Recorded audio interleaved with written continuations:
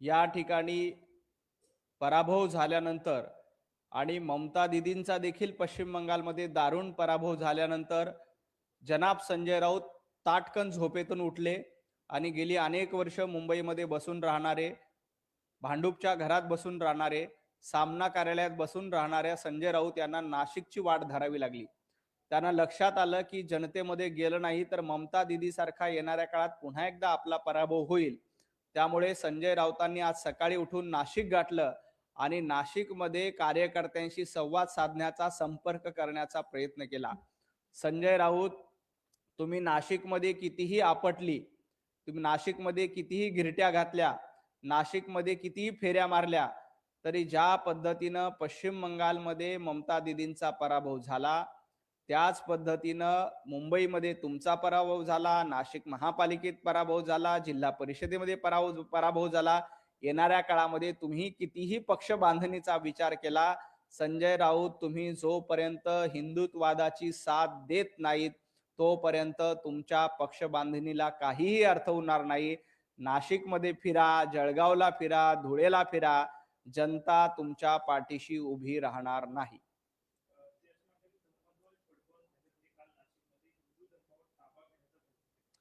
Bharatiya Janata party आणि राज्य सरकारच्या वतीनं काल कुंभमेळ्याच्या निमित्ताने धर्मध्वजाची प्रतिष्ठापना केली. धर्मध्वज फडकला. धर्मध्वज फडकल्यानंतर संजय राऊतांच्या मात्र पोटात दुखायला लागलं. याच ठिकाणी भगव्याऐवजी हिरवा ध्वज फडकला असता तर संजय राऊतांना आनंदाचं भरतं आलं असतं, आनंदाच्या उकळ्या आल्या असत्या. त्यांना इथे धर्मध्वज फडकला म्हणून पोटामध्ये दिसतंय. त्यांना इथे हिरवा झेंडा फडकला असता तर संजय राऊतांना प्रचंड आनंद झाला असता. त्यामुळं अशा पद्धतीनं हिंदुत्व सोडल्यामुळं, बाळासाहेब ठाकरे यांच्या विचारांना सोडल्यामुळं संजय राऊत आणि तुमच्या पक्षाची ही अवस्था झाली. नाशिकमध्ये कुंभमेळ्याच्या निमित्ताने धर्मध्वज फडकला. हा धर्मध्वज हिंदू धर्माचा आहे. हा धर्मध्वज सनातनाचा आहे. हा धर्मध्वज प्रत्येक त्या हिंदू नागरिकाचा आहे, जो वर्षानुवर्ष आपली परंपरा, आपली संस्कृती जपतो. संजय राऊत, या धर्मध्वजाचं महत्व तुम्हाला कळणार नाही, कारण तुम्ही भगवा सोडून हिरवा हाती घेतलाय.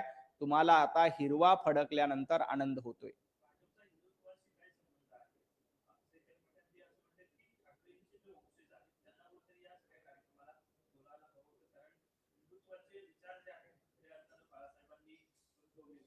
भारतीय जनता पार्टी ही काय हिंदुत्वाची ठेकेदार आहे का, असा सवाल संजय राऊत विचारतात.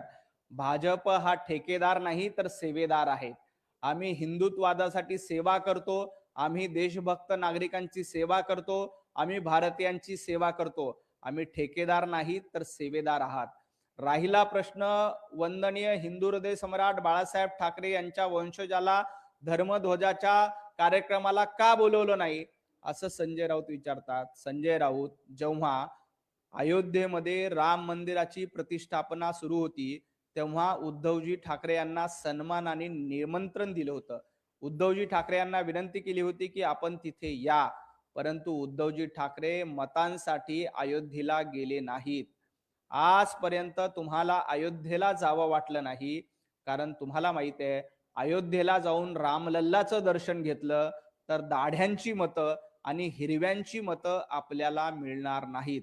त्यामुळं ज्यांनी रामलल्लाच्या दर्शनाला यावं वाटलं नाही, ते धर्मध्वजाच्या कार्यक्रमाला आले असते का?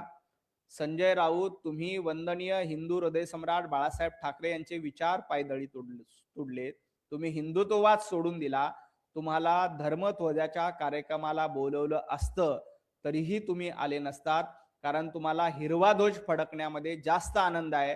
तुम्ही राम मंदिराच्या प्रतिष्ठापनेला हजेरी लावली नाही आणि इथे काय हजेरी लावली असती?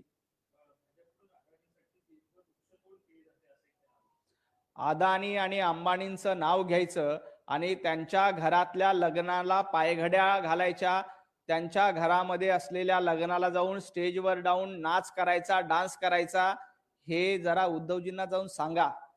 रोज पत्रकार परिषद घेऊन अदानीसाठी झाडं तोडतायत, अदानीसाठी जागा देतायत, हे सांगण्याच्या आधी आपण अंबानींच्या लग्नामध्ये जाऊन कुणी डान्स केला होता?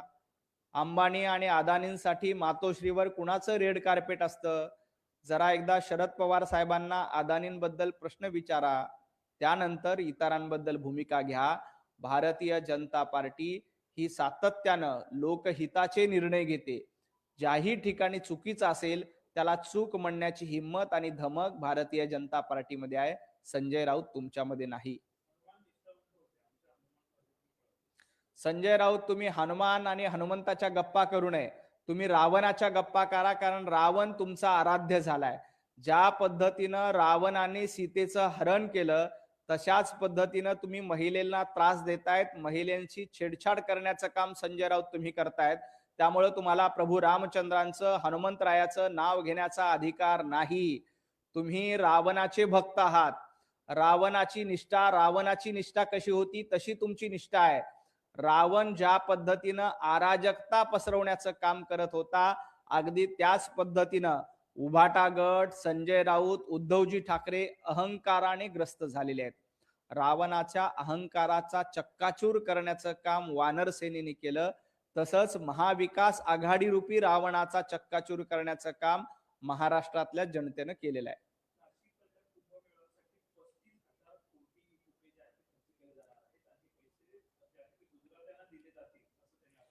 कुंभमेळ्यासाठी 35,000 कोटी रुपये खर्च होत असतील तर संजय राऊत तुमच्या पोटामध्ये दुखतं. हाच कार्यक्रम इस्तेमाचा असता, हाच कार्यक्रम हिरव्यांसाठी असता, हाच कार्यक्रम औरंगजेबाच्या कबरीचं सुशोभीकरण करण्यासाठीचा असता, हाच कार्यक्रम याकूब मेमनच्या कबरीचं सुशोभीकरण असता, तर 35,000 कोटी काय 70,000 कोटी दिले असते तरी संजय राऊतांनी त्याचं स्वागत केलं असतं, त्याला विरोध केला नसता. संजय राऊत 35,000 कोटी रुपये तिथल्या हिंदू बांधवांच्या सुरक्षेसाठी, हिंदू बांधव कुंभमेळ्याला येणार आहेत त्यांच्या व्यवस्थेसाठी खर्च होणार आहेत. त्यामुळं तुम्ही याकूब मेमनच्या कबरीवर किती रुपये खर्च केले ते आधी हिशोबात द्या. तुम्हाला औरंगजेबच्या कबरीचं सुशोभीकरण केलेलं चालतं, परंतु हिंदूंच्या कुंभमेळ्याला केलेला खर्च चालत नाही.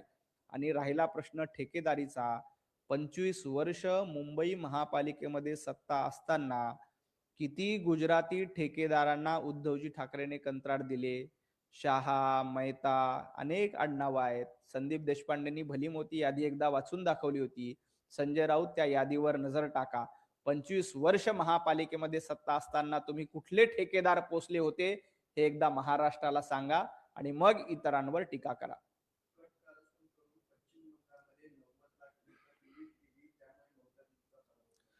ममता दीदींचा पराभव हा अहंकारामुळे झाला. ममता दीदीचा पराभव तिथं असणाऱ्या दादागिरीमुळे झाला आणि ममता दीदीचा पराभव पश्चिम बंगालमधल्या सर्वसामान्य राम भक्तांनी केला. राहिला प्रश्न SIRचा. ज्या SIR मध्ये सर्वाधिक मतदान वगळण्यात आलं अशा 10 मतदारसंघाची यादी बघा. त्या 10 पैकी 8 मतदारसंघामध्ये, म्हणजे ज्या 10 मतदारसंघामध्ये सर्वाधिक नाव कापली गेलेली आहेत किंवा नाव वगळली गेलेली आहेत, अशा 10 मतदारसंघापैकी 8 मतदारसंघामध्ये ममता दीदींच्या TMCचा विजय झाला. संजय राऊत, थोडीशी आकडेवारी बघा, अभ्यास करा, तुम्हाला लक्षात येईल. ज्या 10 मतदारसंघामध्ये SIRच्या माध्यमातून नावं वगळली गेली होती, त्या 10 मतदारसंघापैकी 8 मतदारसंघामध्ये तृणमूल काँग्रेस विजयी झाली. मग SIR झाल्यानंतरही त्या मतदारसंघात तृणमूल काँग्रेस कशी विजय झाली? तिथं तर भारतीय जनता पार्टीचा विजय व्हायला पाहिजे होता, पण तिथं तृणमूलचा विजय झाला. त्यामुळं विनाकारण आपल्या अपयशाचं खापर SIR, निवडणूक आयोग याच्यावर फोडू नका. ममता दीदींचं सांत्वन करण्यासाठी अखिलेश यादव जात आहेत. अखिलेश यादव आज ममता दीदींचं सांत्वन करून, का पूर्वी पद्धत होती हाक मारण्यासाठी जाण्याची, तशा पद्धतीनं अखिलेश यादव हे ममता दीदींचं सांत्वन करण्यासाठी जातात. माझी आपल्या माध्यमातून उद्धवजींना देखील विनंती आहे की आपण बेंगाली टायगर, ममता दीदी एकटी लढते असं भाषणबाजी करत होता. जरा थोडे कष्ट करा, मातोश्रीच्या बाहेर पडा.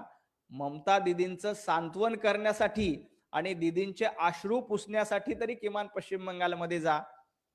तेही तुम्ही करणार नाहीत, कारण तुम्हाला मातोश्रीच्या बाहेर पडणं आवडत नाही. घरात बसून राहायचं एवढाच तुमचा अजेंडा आहे. तिकडं अखिलेश ममता दीदींचं सांत्वन करण्यासाठी जाताय. थोडे कष्ट करून कोलकात्याला जाऊन ममता दीदींचे अश्रू पुसा.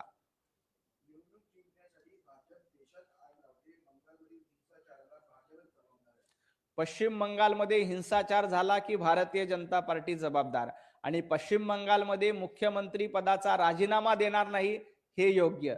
संजय राऊत किती दुटप्पीपणा करताय. सध्या पश्चिम बंगालमध्ये ममता दिदी राजीनामा द्यायला तयार नाहीत, कारण त्यांना पराभव मान्य नाही आणि त्याचं समर्थन तुम्ही करतायत.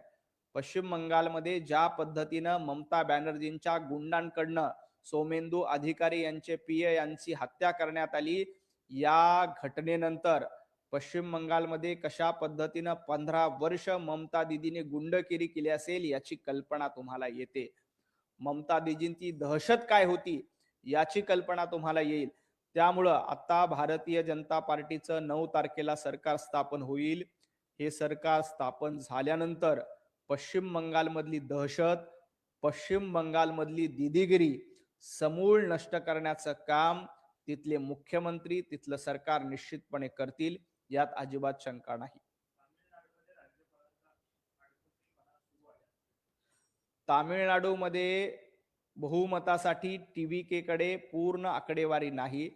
टीव्हीकेनी ज्या वेळेला आपल्या उर्वरित आमदारांचं समर्थन, म्हणजे त्यांचे 107 108 आमदार आहेत, उर्वरित 5-6 आमदार त्यांना कमी पडतायत, ज्या क्षणी ते आमदारांचं समर्थन पत्र राज्यपालांना देतील त्या क्षणी राज्यपाल थलपती विजय यांना शपथविधीसाठी बोलवतील. तुम्ही बहुमतासाठीचं आकडेवारीच राज्यपालांकडे देत नसाल तर तुम्हाला शपथविधीसाठी कसं बोलवलं जाईल. तुम्ही आता डीएमकेची साथ सोडून तिथं काँग्रेस थलपती विजय यांच्यासोबत जाते असं लक्षात येतंय. काँग्रेसची परंपरा आहे की याआधी डीएमके सोबत संसार थाटला. जेव्हा डीएमके पराभूत झाली तेव्हा डीएमकेच्या पाठीमध्ये खंजीर खुपसून डीएमकेची साथ सोडून आता टीव्हीके सोबत काँग्रेस जाणार आहे. काँग्रेसची ही परंपराच आहे. आपल्या मित्राला दगा द्यायचा, मित्रांच्या पाठीमध्ये खंजीर खुपसायचा, मित्रांचा वापर झाला की फेकून द्यायचा, ही काँग्रेसची परंपरा पुन्हा एकदा तमिळनाडूच्या निमित्ताने दिसायला लागली. आणि तमिळनाडूमध्ये डीएमकेची साथ सोडून टीव्हीके सोबत जाण्याचं पाप काँग्रेस करतंय. पण काँग्रेसला हे लक्षात यायला पाहिजे की तुम्ही अशा पद्धतीनं मित्रांचे गळे घोटले तर येणाऱ्या काळामध्ये तुमचे मित्र तुमच्या सोबत राहणार नाहीत. उद्धवजी, तुम्ही देखील एकदा यातून धडा घ्या. कारण ज्या डीएमकेचं स्टॅलिनचा उदो तुम्ही करत होतात, त्या स्टॅलिनची साथ सोडण्याचं काम राहुल गांधींनी केलंय. उद्या उद्धवजीचा गळा घोटायला, उद्धवजींच्या पक्षाचा गळा घोटायला देखील काँग्रेस मागे पुढे बघणार नाही.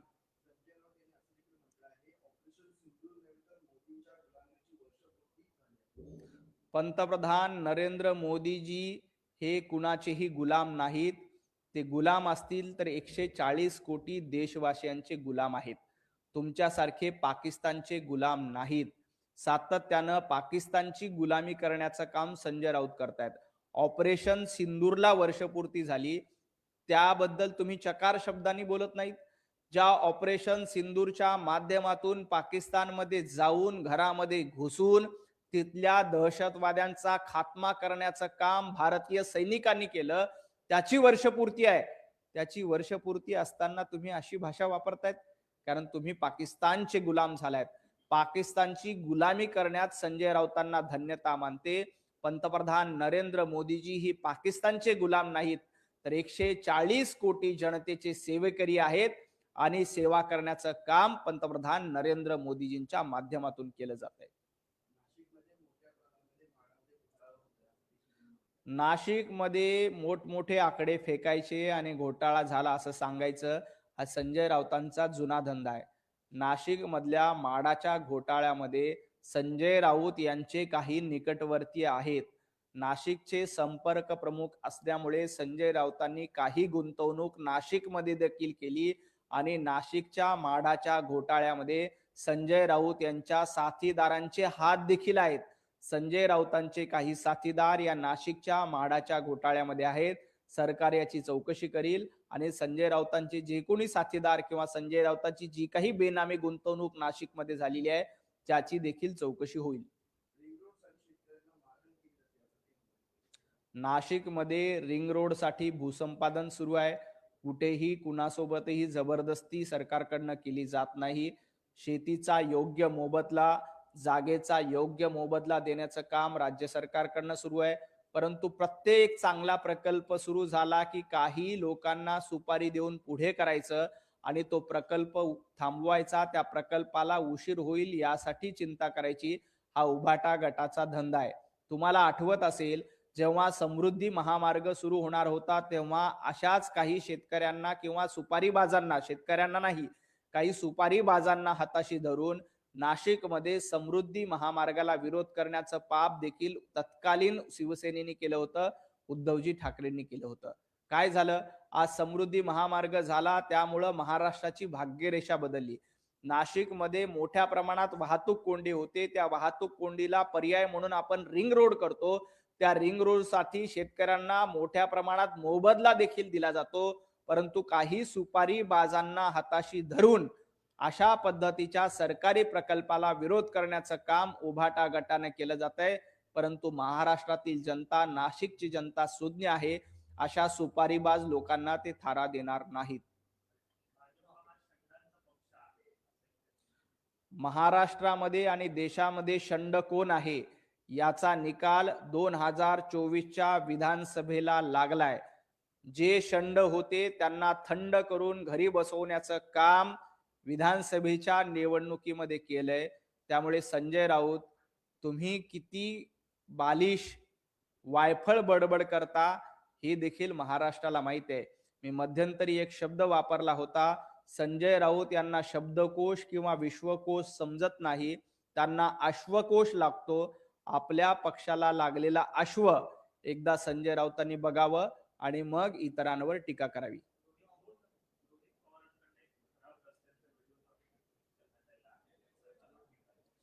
ज्या पद्धतीनं हा व्हिडिओ आहे त्या ठेकेदारावर निश्चितपणे कारवाई केली जाईल.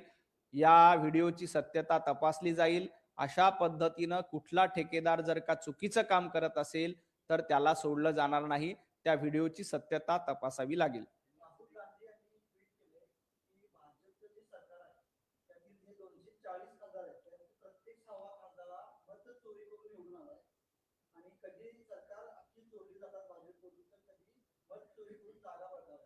राहुल गांधीजी, तुमच्या पक्षाला जनतेने नाकारलाय. तुमच्या पक्षाला 2014, 2019, 2024 मिळून जेवढे खासदार निवडून आणता आले नाही तेवढे एकट्या भाजपनं 2024ला आणलेले आहेत. आणि आधी ईव्हीएम बद्दल शंका घ्यायची, मग आता ईव्हीएमचं लोक ऐकत नाही म्हणून आता मतचोरी झाली म्हणून सांगायचं. आता मतचोरीचं ऐकत नाही म्हटल्यानंतर त्यांनी नवीन फॉर्म्युला काढला की SIR मुळे भारतीय जनता पार्टीचा विजय झाला. राहुल गांधी, केरळमध्ये तुमचं सरकार आलंय. केरळमध्ये तुमचे खासदार, तुमचे आमदार निवडून आलेत ना. केरळमधले आमदार तुम्ही मतचोरी करून निवडून आणलेत का? हिमाचल प्रदेशमध्ये तुमचं सरकार आहे, तिथं तुम्ही मतचोरी करून निवडून आलात का? कर्नाटकमध्ये सरकार आहे, तुम्ही असाच पद्धतीनं मतचोरी करून निवडून आलात का? अशा पद्धतीची वायफळ बडबड करणं बंद करा. तेलंगणामध्ये तुमचं सरकार आहे, तिथं मतचोरी करून आलात का? जेव्हा जेव्हा काँग्रेसचं सरकार येतं तेव्हा सगळं काही आलबेल असतं. आणि भारतीय जनता पार्टी जिंकली, पश्चिम बंगालमध्ये भारतीय जनता पार्टी जिंकली की लगेच शंका घ्यायची. आसाममध्ये भारतीय जनता पार्टी जिंकली की लगेच शंका घ्यायची. केरळमध्ये तुम्ही मतचोरी करून जिंकलात का? केरळमध्ये तुम्ही SIR मध्ये घोटाळा करून जिंकलात का? याचं उत्तर एकदा राहुल गांधींनी दिलं पाहिजे आणि मग इतरांवर टीका केली पाहिजे.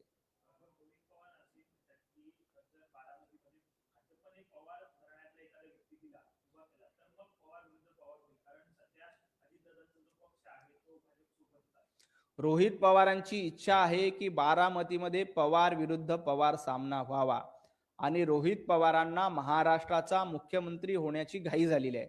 रोहित पवारांना असं वाटतं की कधी एकदा आपण महाराष्ट्राचे मुख्यमंत्री व्हावं आणि शरद पवार साहेबांचा वारसा आपल्याकडेच यावा. आणि बारामतीमध्ये निवडणूक लढण्यासाठी रोहित पवार स्वतः इच्छुक आहेत. रोहित पवारांना याची पूर्ण कल्पना आहे की कर्जत जामखेडमध्ये पुढच्या वेळेला कर्जत जामखेडची जनता रोहित पवारांना निवडून देणार नाही. त्यामुळे रोहित पवार आत्तापासनं बारामती मतदारसंघातून निवडणूक लढण्यासाठी इच्छुक आहेत. म्हणून रोज उठून पत्रकार परिषद घेण्याचं काम म्हणजे संजय राऊतांना गुरु केलेलं आहे की रोज उठून आता रोहित पवार देखील पत्रकार परिषद घेत आहेत. परंतु काळजी करू नका, बारामती ही सुनेत्राताई पवार यांच्या पाठीशी भरभक्कमपणे उभी राहील. ज्या पद्धतीनं अजितदादांनी बारामती बांधण्याचं काम, बारामतीचा विकास करण्याचं काम केलंय, बारामतीची जनता ही सुनेत्राताई पवार यांच्यासोबतच उभी राहील. दुसरा कुठलाही पवार आला, स्वतः रोहित पवार देखील बारामतीमध्ये निवडणुकीला उभे राहिले तरीही काही फरक पडणार नाही.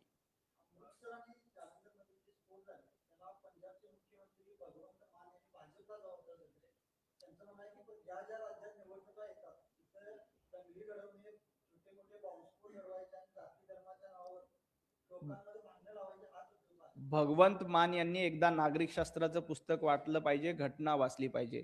कायदा आणि सुव्यवस्था राखणं ही केंद्र सरकारची जबाबदारी नसते, तर त्या त्या राज्य सरकारची जबाबदारी असते. भगवंत मान रोज नशेमध्ये विधानसभेमध्ये येतात, त्यांचे व्हिडिओ व्हायरल झालेले आहेत.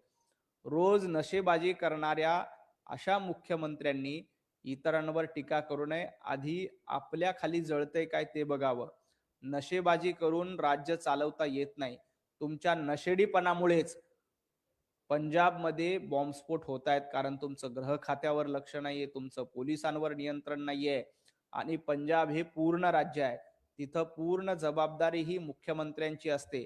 परंतु नशेबाज मुख्यमंत्र्यांना दुसरं काही सुचणार नाही, ते फक्त बोलबच्चनगिरी करणार, त्याच्या पलीकडे त्यांना काही जमत नाही.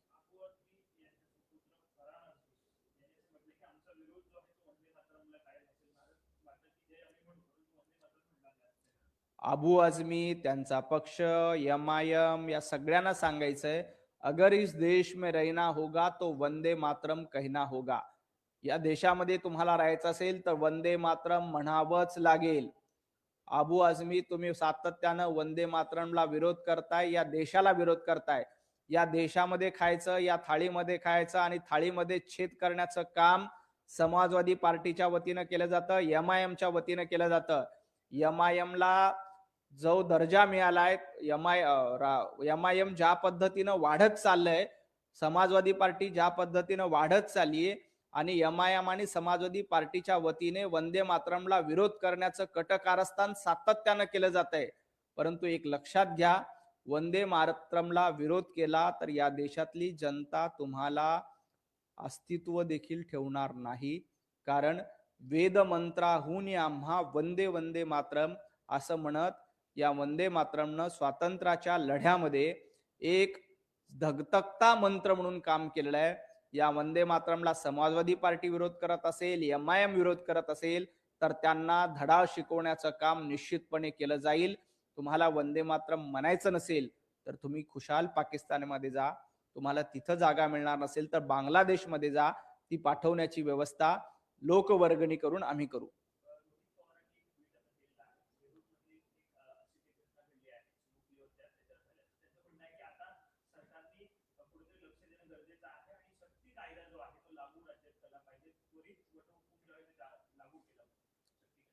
महाराष्ट्रामध्ये गेल्या काही दिवसांपासून चिमुकल्यांवर अत्याचाराच्या घटना वाढलेल्या आहेत. या प्रकरणामध्ये गृह खातं अतिशय तत्परतेने कारवाई करतंय. या घटनेबद्दल कुणालाही पाठीशी घातलं जाणार नाही. जी काही चुकीचं केलं जातंय त्या आरोपींना तातडीनं फास्ट ट्रॅकवर शिक्षा ठेवण्याचं काम देखील सरकारच्या माध्यमातून सुरू आहे. रोहित पवारांना एवढीच विनंती आहे की याचं राजकारण करू नका.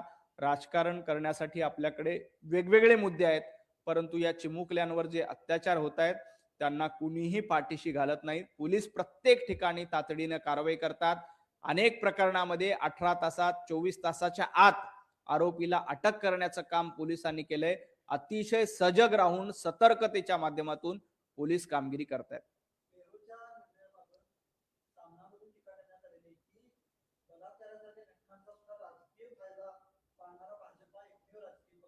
बलात्काराचा फायदा संजय राऊत तुमचा पक्ष घेतोय.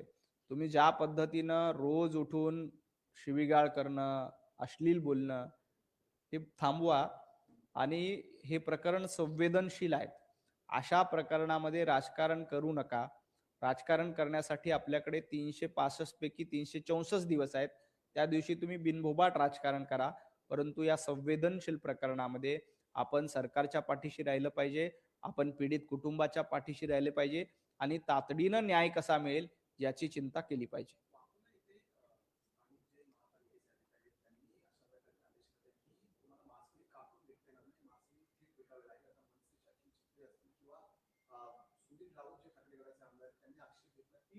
वारकरी असलेल्या कोळींना तुम्ही अशा प्रकारे कसं काय मागे घेऊ शकता? उलट तुम्ही कोंबडी आणि बोकड देखील कापण्यास मनाई करतात, ते घरी घेऊन जायला पाहतात. मी तो अध्यादेश वाचला नाही. मी माहिती घेऊन सविस्तर प्रतिक्रिया याच्यावर देतो. काँग्रेसनं अशी इच्छा केली आहे की पूर्ण वेळ राज्याला निवडणुकी मिळावी. त्यांचं म्हणणं आहे की पूर्ण वेळ गृहमंत्री नाही लागत. काँग्रेसने आपल्या पक्षाची चिंता करावी. भारतीय जनता पार्टी, महायुती सरकार आणि महाराष्ट्राचे मुख्यमंत्री देवेंद्रजी फडणवीस अतिशय सक्षमपणे प्रत्येक संकट आलेल्याला सामना करण्याचं काम करतायत. जे काही प्रकरणं आहेत ते नीटपणे हाताळतायत. काँग्रेसच्या पक्षाने आपल्या पक्षाला राष्ट्रीय अध्यक्ष पूर्ण वेळ मिळावा. राहुल गांधींनी पूर्ण वेळ या देशामध्ये थांबावं. राहुल गांधींनी पूर्ण वेळ निवडणुकीमध्ये किंवा पूर्ण वेळ ज्या त्या ठिकाणी असतात त्या ठिकाणी थांबावं. राहुल गांधी अर्धा वेळ या देशामध्ये जाणार, अर्धा वेळ ट्रिपमध्ये जाणार, अर्धा वेळ फिरायला जाणार. हे काँग्रेसने स्वतःच्या पक्षाचं आत्मचिंतन करावं. मला वाटतं काँग्रेस